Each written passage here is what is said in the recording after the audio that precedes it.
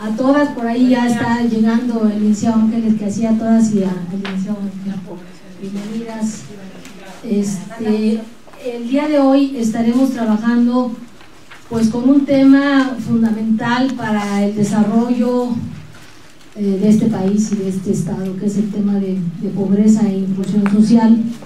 La ponente, la doctora Rocío Suárez, que se llama completo María Soledad del Rocío Suárez López, pero en Morelos, porque casi es morelense, la conocemos más como Rocío Suárez, ¿no? Bueno, aprovéchenla. Obviamente ella tiene muchos elementos para poder trabajar el tema. Originalmente Rocío Suárez estudió la licenciatura en Sociología en la Facultad de Ciencias Políticas y Sociales en la UNAM, y tiene además grado de maestra y doctora en Estudios de Desarrollo y Género en un instituto de Holanda y en el Reino Unido. Ha cursado diversos diplomados, seminarios extracurriculares, entre otros, actualización de la mujer en la UAM, ¿no? En estudios de la mujer, globalización, paradojas y utopías y planificación estratégica. Bueno, ella es parte de las socias del programa interdisciplinario de investigación acción feminista, y bueno, pues es profesora, ha sido profesora también de distintas asignaturas en distintas universidades, actualmente en el doctorado de desarrollo humano de la Universidad Motolinía del Pedregal, y pues en particular trabaja en temas de investigación. En el PIAF está desarrollando junto con Ariadna Urbina y conmigo la investigación sobre el tema de violencia política hacia las mujeres. Entonces pues es una persona con un perfil académico muy alto y un compromiso social que de repente no van unidos, pero pues eso también nos da otro perfil. Gracias, doctora Suárez, que estás acá, y pues vamos a dar comienzo al tema, por favor. Sí. Si llegaran autoridades del CRI, pues les daremos en algún momento la palabra. Bueno, muchas gracias. Realmente con este grupo ya nos conocemos. Me da mucho gusto, pero es la primera vez que tengo el honor, el placer de ser la ponente, ¿verdad? Y entonces, en algún momento vamos a hacer trabajo ahí donde están, en sus propias mesas. Va a ser un trabajo de equipo, pero muy rápido, y desde allí vamos a hablar. Y también quiero decirles que la idea es que sea muy interactiva, y entonces voy a contar con la participación constante de ustedes en la exposición del tema, y yo creo, para darles la palabra, vamos a usar, si es necesario, pero probablemente no sea necesario, nos escuchamos sin micrófono, ¿verdad? Sí. Pero si es necesario, bueno, pasamos el micrófono. Y entonces, bueno, entremos en materia. Este tema es bastante actual y necesario. Es pertinente hoy revisar este tema: qué pasa con la pobreza, qué relación tiene con la exclusión social, los derechos humanos, y todo visto desde una perspectiva de género, ¿verdad? Entonces, el objetivo de la presentación es que ustedes al final sean más capaces aún de lo que ya son, de formular propuestas de políticas públicas y de legislación para transformar la situación de derechos humanos, exclusión social, de violación de derechos humanos, ¿verdad? No respeto de derechos humanos, exclusión social, pobreza, desigualdad de género. Entonces, esa es la idea.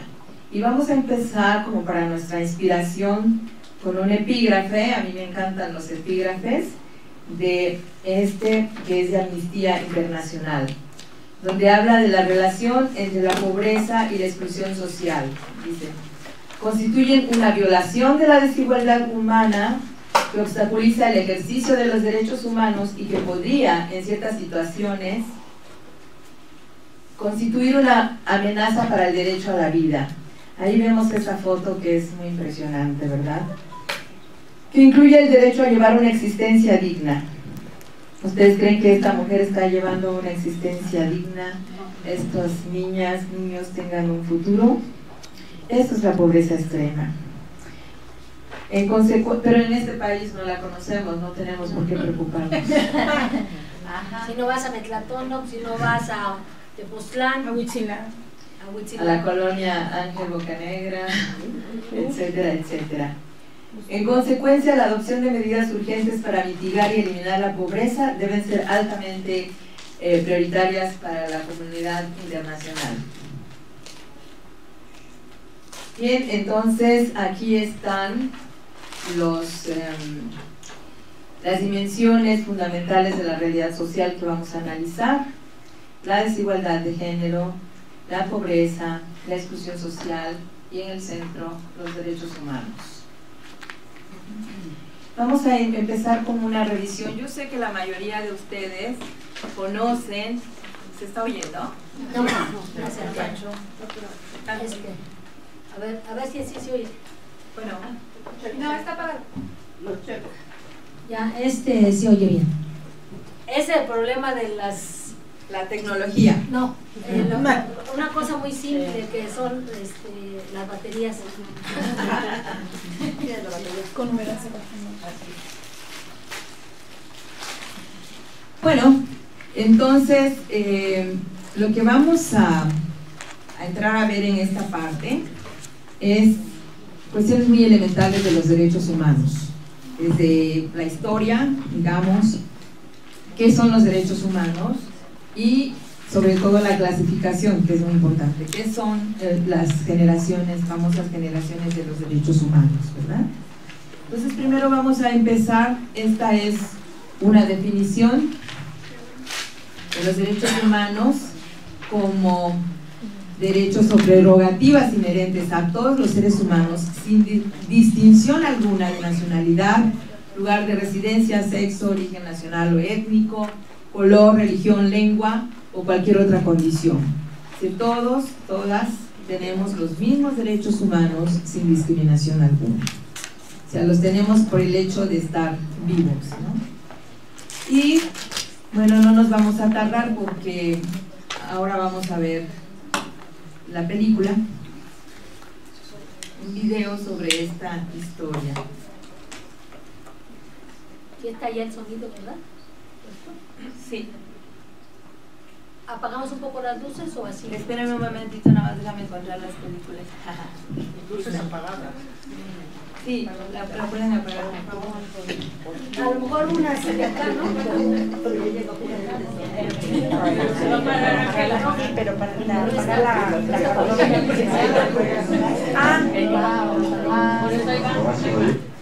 esa comisión, por ahí está Margarita.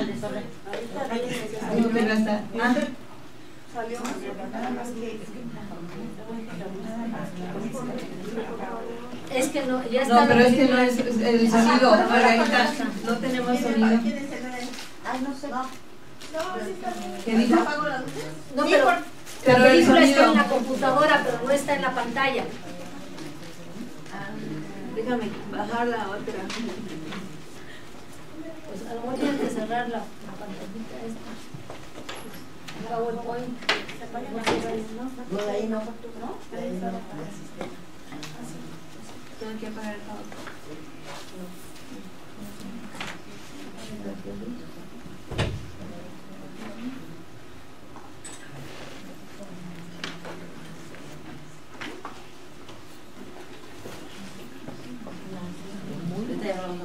Sí. Pero ciérralo mientras. A lo mejor eso te da servir.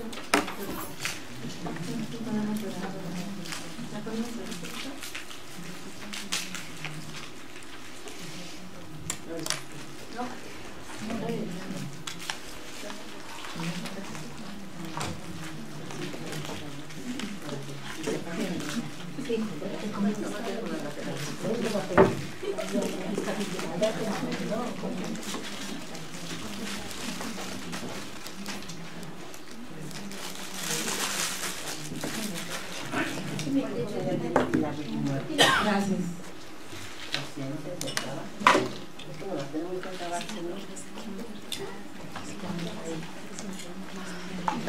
I don't even know how to give a definition. I would probably have to do a little bit of homework or something. Any right, I think any, just as a normal, human, any...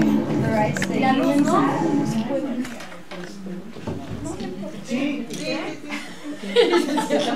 Ya, con eso.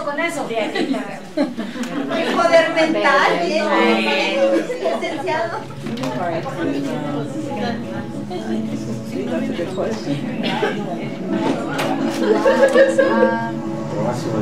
I don't even know how to give a definition. I would probably have to do a little bit of homework or something. Any right, I think any, just as a normal, human, any...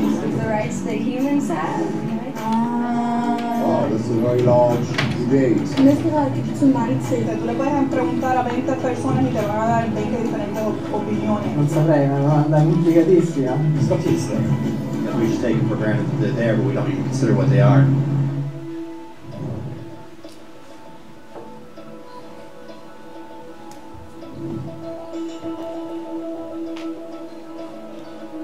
Los derechos humanos son los derechos que tienes simplemente por ser humano. Es la forma en que instintivamente esperas que se te trate y el trato que mereces como persona, como el derecho a vivir en libertad, hablar con franqueza y ser tratado con igualdad. Hay muchos tipos de derechos.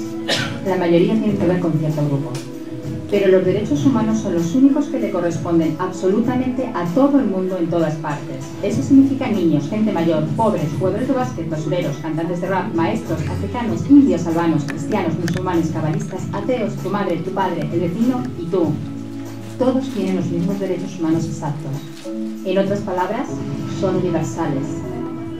Pero la cuestión sigue en pie. ¿Qué son? Name the human rights. What the human rights are? The right to live, equality between all peoples. Right to religion, the right to... Is there supposed to be a list somewhere I should be aware of? De acuerdo con las Naciones Unidas, hay un total de 30 derechos humanos, que generalmente se agrupan y se llaman simplemente derechos humanos. Se enumeran en la Declaración Universal de los Derechos Humanos, que es el documento sobre el tema más aceptado en el mundo. Pero llevó mucho tiempo para que llegaran. Al principio no había derechos humanos. Si estabas con la gente adecuada, estabas a salvo. Si no, no lo estabas. Pero entonces Ciro el Grande decidió cambiar todo eso. Tras conquistar Babilonia hizo algo completamente revolucionario. Anunció que todos los esclavos podían irse en libertad. También dijo que la gente era libre de elegir su religión, sin importar de qué grupo fueran parte. Documentaron sus palabras en una tablilla de arcilla, conocida como el cilindro de Ciro, y así sin más nacieron los derechos humanos. La idea se extendió rápidamente, hasta Grecia, la India y al final hasta Roma. Se dieron cuenta de que la gente seguía de forma natural ciertas leyes, incluso aunque no se les dijera que las siguieran. Llamaron a esto derecho natural, pero siguió siendo pisoteado por quienes se encontraban en el poder. No fue hasta 1000 años más tarde en Inglaterra donde finalmente hicieron que el rey estuviera de acuerdo en que nadie podía invalidar los derechos de la gente, ni siquiera un rey. Los derechos de la gente fueron finalmente reconocidos y estaban ahora a salvo de los que estaban en el poder, hasta cierto punto. Todavía hizo falta que un grupo de rebeldes británicos declarara su independencia antes de que el rey entendiera que todos los hombres han sido creados iguales. Es decir, no es que a él le gustara la idea, sino que no pudo pararles, y así nació América. Los franceses siguieron inmediatamente con su propia revolución por sus propios derechos. Su lista era más larga e insistían en que esos derechos no eran solo inventados, eran naturales. El concepto romano de derecho natural se había convertido en derechos naturales. Por desgracia, no todo el mundo estaba tan entusiasmado. En Francia, un general llamado Napoleón decidió derrocar la nueva democracia francesa y se coronó a sí mismo emperador del mundo. Y casi tuvo éxito. Pero los países de Europa unieron fuerzas y lo derrotaron. Y los derechos humanos eran una vez más un tema candente. Se redactaron acuerdos internacionales, garantizando ampliamente muchos derechos por toda Europa, pero solo a través de Europa. El resto del mundo de alguna forma todavía no cualificaba. En vez de eso fueron invadidos, conquistados y consumidos por los enormes imperios europeos. Pero entonces un joven abogado de la India decidió que ya había sido bastante. Se llamaba Mahatma Gandhi y frente a la violencia insistió en que toda la gente en la Tierra tenía derechos, no solo en Europa. Al final, hasta los europeos empezaron a estar de acuerdo, pero no iba a ser tan fácil. Habían estallado 2 guerras mundiales. Hitler exterminó a la mitad de la población judía de la Tierra en los horrorosos campos de muerte nazi. En total, 90 millones de personas habían muerto. Nunca los derechos humanos habían estado tan horriblemente cerca de la extinción. Y nunca había estado el mundo tan desesperado por un cambio. De forma que los países de la Tierra hicieron causa común y formaron las Naciones Unidas. Su propósito básico era reafirmar la fe en los derechos humanos fundamentales, en la dignidad y el valor de la persona humana. ¿Pero qué eran los derechos humanos? ¿Eran las proclamaciones de Ciro? ¿El derecho natural de Roma? ¿Las declaraciones de Francia? Todo el mundo parecía tener una idea ligeramente distinta de lo que deberían ser los derechos humanos. Pero bajo la supervisión de Eleanor Roosevelt, finalmente se pusieron de acuerdo en una serie de derechos para absolutamente todo el mundo. La Declaración Universal de Derechos Humanos. El concepto francés de los derechos naturales se había convertido finalmente en los derechos humanos. Así que, en resumen, al principio solo unos cuantos afortunados tenían derecho alguno, hasta que uno de ellos decidió, oye, otra gente también debería tener derechos, lo que fue estupendo, salvo que no todo el mundo estuvo de acuerdo. Y solo que llevó unos cuantos miles de años de lucha, declaraciones y más lucha hasta que finalmente todo el mundo estuvo de acuerdo en que los derechos humanos deberían ser para todos. Y vivieron felices y comieron perdices. Salvo que hay un pequeño problema. Si la gente tiene derecho a la comida y el cobijo, ¿por qué hay 16.000 niños muriendo de hambre cada día? 1 cada 5 segundos. Si la gente tiene libertad de expresión, ¿por qué hay miles de personas en prisión por hablar claro? Si la gente tiene derecho a la educación, ¿por qué hay más de 1.000 millones de adultos incapaces de leer? Si la esclavitud ha sido abolida verdaderamente, ¿por qué hay 27 millones de personas todavía esclavizadas hoy en día? Más del doble de las que había en el siglo XIX. El hecho es que, cuando se firmó, la Declaración Universal de los Derechos Humanos no tenía la fuerza de la ley, era opcional. Y a pesar de muchos más documentos, convenciones, tratados y leyes, todavía es poco más que palabras en una página. Así que la cuestión es, ¿quién hará que esas palabras sean una realidad? Cuando el Dr. King se manifestó en pro de la igualdad racial, se estaba manifestando por los derechos que las Naciones Unidas habían garantizado hacía casi 2 décadas. Pero con todo, se manifestó. Cuando Nelson Mandela defendió la justicia social en la década de 1990, su país ya había estado de acuerdo en abolir esa discriminación desde hacía ya casi 40 años. Pero con todo, él luchó. Los que luchan hoy en día contra la tortura, la pobreza y la discriminación no son gigantes o superhéroes. Son gente, niños, madres, padres, maestros, individuos librepensadores que se niegan a quedarse callados, quienes se dan cuenta de que los derechos humanos no son una lección de historia, no son palabras en una página, no son discursos, ni anuncios, ni campañas de relaciones públicas. Son las elecciones que hacemos cada día como seres humanos. Son la responsabilidad que todos compartimos, de respetarnos mutuamente, ayudarnos y proteger a los necesitados. Como Eleanor Roosevelt dijo, ¿dónde empiezan después de todo los derechos humanos universales? En pequeños lugares cerca de casa, tan cerca y tan pequeños que no pueden verse en los mapas del mundo. Aún así, son el mundo de la persona individual, el barrio donde vive, la escuela o la universidad a la que asiste, la fábrica, la granja o la oficina donde trabaja. Esos son los lugares donde cada hombre, mujer y niño buscan justicia igualitaria, igualdad de oportunidades, dignidad igualitaria sin discriminación. A menos que esos derechos tengan un significado ahí, tienen muy poco significado en cualquier otra parte.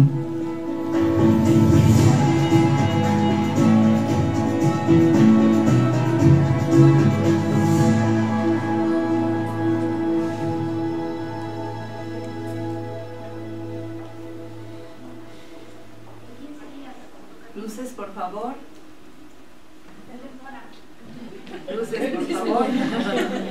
está empezando. Ándale, ándale.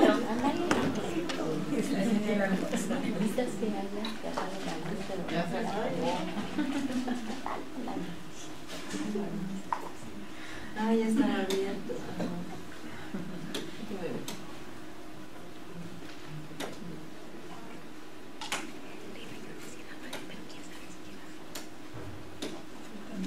Hay muchas discusiones sobre los derechos humanos, sobre todo visto desde diferentes culturas, ¿no? Hay culturas que han planteado que no pueden haber, que esos derechos tienen que los derechos humanos, que la lista de derechos humanos tiene una connotación de cultura occidental. Es decir, quienes, por ejemplo, países musulmanes en donde se practica las famosas ablaciones, infibulaciones, toda esta cuestión de cortes de clítoris y esto, dicen que estos derechos humanos no son parte de su cultura, ¿no? Pero, ¿ustedes están de acuerdo en esa idea? Claro que sí. ¿En cuál idea? Que los derechos humanos tienen que existir y hacerse valer. Ajá. Sí, claro. No, o sea, lo que pasa es que nosotros lo vemos desde un punto de vista de nosotros, pero sí, ahora sí que no estamos de acuerdo, pero yo sí. O sea, no estamos de acuerdo porque yo sí lo veo. Pero entonces allí lo que se pierde es la universalidad de los derechos humanos. Sí, claro. Entonces los derechos son esta serie de derechos naturales, digamos, o prerrogativas. No, sí, ya la voy a, es que no la... Sí, gracias. Es que es un derecho. Entonces estaba platicando. Sí. Empezamos aquí. Sí, el famoso listado de las Naciones Unidas, la famosa Declaración Universal de Derechos Humanos de 1948, ¿no? La idea fue toda esta serie, pueden haber diferencias culturales, de raza y de todo tipo de diferencias. Sin embargo, los países que firmaron esta declaración es en la idea de que estos son universales, ¿sí? Que tienen que respetarse, no importa la cultura. Sin embargo, en este momento sí, y los debates que hay en los diferentes países sobre cultura y derechos humanos, no vamos a entrarle porque es algo muy, se llevaría… Muy complejo. Sí, muy complejo y se llevaría todo el tiempo, pero sí quiero dejar asentado que sí existen estos debates y son muy fuertes. Ahora lo que a nosotros y nosotras nos interesa en función de nuestro objetivo de hoy es, bueno, reconocer que hay la existencia de estos derechos y que, por otra parte, hay una serie de clasificaciones de estos derechos.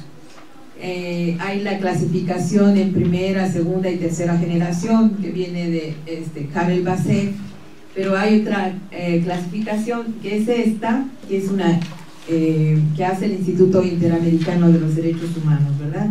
Y entonces divide a los derechos en los derechos civiles y políticos, en los derechos económicos, sociales y culturales y en los derechos de la solidaridad o comunitarios. Esos son, esta es la clasificación. Vamos a regresar a los primeros derechos, son los civiles y políticos. Entonces, aquí tenemos, léanlos ustedes, en silencio, y vamos a señalar algunos, si es que me acuerdo como… ¿Sí se alcanzan a ver? Porque está roja, ahora me doy cuenta que no es buen color. Bueno, por ejemplo, aquí tenemos los derechos políticos, derechos de igualdad ante la ley, el famoso debido proceso, garantías judiciales. Esto es bien importante y muchas veces no se ha respetado, ¿verdad? La libertad de conciencia y de religión es otro derecho muy importante. Obviamente el derecho a la vida, a la integridad personal y la prohibición de la esclavitud. Lo más importante para nosotros, nosotras, son los derechos económicos, sociales y culturales, que vemos aquí en primer término. Esos son los famosos DESC, ¿verdad? Entonces aquí tenemos desde el derecho a la salud, derecho a la educación, a la cultura, al trabajo, el derecho a la alimentación, a la seguridad social. Bueno, son elementos para pensar cuáles son los derechos que se están violando cuando alguien vive en situación de pobreza. Y lo último, pero no lo menos importante, los derechos de tercera generación o los derechos de la solidaridad, ¿verdad? Que también son importantes. Imagínense, aquí tenemos el derecho al desarrollo, el derecho a un medio ambiente sano. Este derecho ayer me estuvo totalmente conculcado en la Ciudad de México. Saben que salía y el nivel de contaminación era una cosa que me hacía no poder, sentí algo aquí terrible, como la boca seca, ¿lo han sentido alguna vez? Sí. Y saben, justo creo que de aquí han salido investigaciones sobre qué cantidad de mujer enferma y muere por la contaminación, por ejemplo, ¿no? Entonces, bueno, el derecho a la paz. Esperamos que los colombianos puedan lograrlo pronto. Cuando menos Siria está muy preocupante. Bien, estos son los derechos.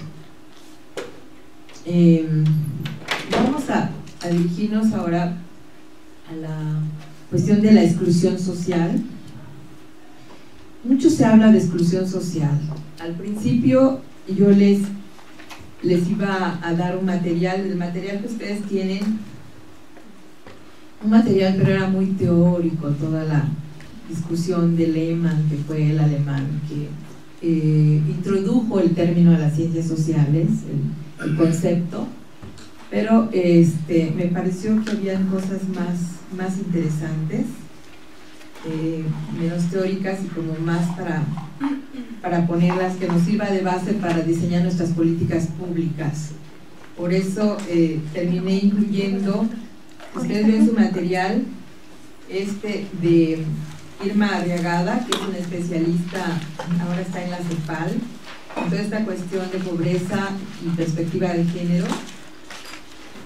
Les incluí uno sobre derechos humanos y pobreza, que es muy interesante y que también es del Instituto Interamericano del Derecho, el mismo instituto que hace esta clasificación de los derechos humanos que acabamos de ver, ¿verdad? Y aquí hay cosas muy interesantes como las dimensiones y causas de la pobreza. Entonces, en el otro artículo que se llama Género y Pobreza, es de Candelaria Ochoa, también allí tiene una definición de exclusión social que es de este señor, es esta definición, que es de este señor Martínez Román, ¿no? De Martínez Román, me gustó mucho esta definición, es muy concisa, muy clara, habla sobre exclusión social como los obstáculos, dice que enfrentan determinadas personas para participar plenamente en la vida social, viéndose privadas de algunas o varias de las opciones señaladas como fundamentales para su desarrollo humano. Entonces, esto es exclusión social, que ahora vamos a tener oportunidad de reflexionarla en un breve trabajo de equipo que vamos a hacer. Entonces, es decir, aquí hablamos de un régimen de bienestar, que son las necesidades básicas satisfechas. Aquí se me movió la S, perdón, ahí debe decir NBS. Entonces, más seguridad es importante como parte del régimen de bienestar. Equidad, ciudadanía. ¿Quiénes están excluidos de este régimen de bienestar social? Bueno, aquí pongo 3 figuras. Hay no solamente los pobres, ¿verdad? Aquí hay, ¿qué ven ustedes en primer término? Es muy actual. desafortunadamente, ¿verdad? Cuando estaba haciendo la presentación me encontré con esto y se los quise traer. Seguramente algunos de ustedes lo leyeron, ¿no? Aunque no se vea claramente, pero lo importante es ver lo que dice Coneval, que todavía que en México hay poca movilidad social. En otras palabras, es muy difícil salir del círculo de la pobreza. Quien nace en la pobreza sigue en ella. Y dice, ¿no?, que en 30 años algunos países han reducido su pobreza. Sin embargo, México no ha bajado muy poco, han bajado muy poco los índices de pobreza, o en momentos ha subido, ¿no? Es un país que no crece económicamente, que no reduce la pobreza. Entonces, esto es. Dice, hay poca movilidad social, personas que nacen en la pobreza difícilmente salen de ellos. Y esto refuerza la idea de que la política pública debe basarse en algo más que en la reducción de la pobreza. O sea, las mismas, hablar de políticas de pobreza no es solamente hablar de programas compensatorios. Yo creo que también tiene que ver con otras esferas de la sociedad, como la cuestión productiva, como la cuestión que es la que tiene que ver con el empleo, ¿no? ¿Qué son programas compensatorios? Los programas compensatorios. ¿Un programa compensatorio pudiera ser? ¿Cómo? ¿La beca salario pudiera ser un programa compensatorio? Sí, el programa compensatorio estrella, digamos, en México es el Prospera, exactamente, alguien dijo por aquí, ¿verdad? Porque es la idea, esto viene incluso de lineamientos marcados dentro del neoliberalismo por el Banco Mundial. La idea es que los niveles de pobreza extrema en algunos países ha llegado a tal grado que puede poner en peligro la estabilidad de un país. Entonces se recomendaron estos programas compensatorios, estos programas que consisten en la entrega de becas, de ingresos, de efectivo, además de otros elementos como alimentación, educación para las familias, ¿no?